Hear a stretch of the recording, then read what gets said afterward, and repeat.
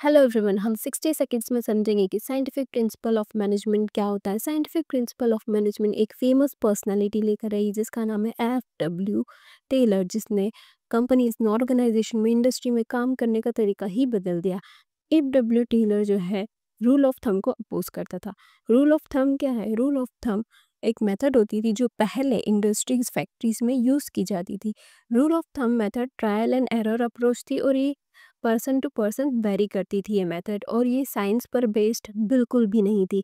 ये हमेशा एक्यूरेट भी नहीं होती थी, ना ही इससे एफिशिएंसी, ना ही इससे इफेक्टिवनेस आती थी। ये पर्सनल जजमेंट पर बेस्ड थी और पर्सनल एक्सपीरियंस पे बेस्ड थी।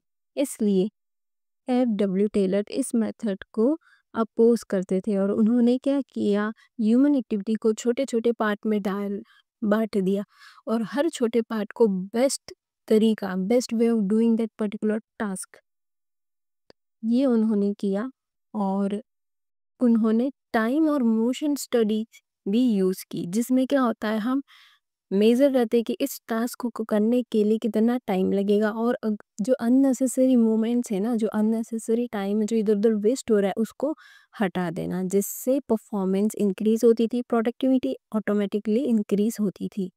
एफ टेलर साइंटिफिक मेथड्स लेकर आए जिसमें एक standardised tools, standardised methods use होती थी, और जो कंपनी में काम करते थे एम्प्लॉय, उनको ट्रेन किया जाता था कि कैसे तुम बेस्ट वे में इस काम को करोगे जिससे मैक्सिमम आउटपुट होगा और कॉस्ट मिनिमम लगेगी। तो आउटपुट ज़्यादा होगा और कॉस्ट कम होगी और क्वालिटी भी इंक्रीज होगी।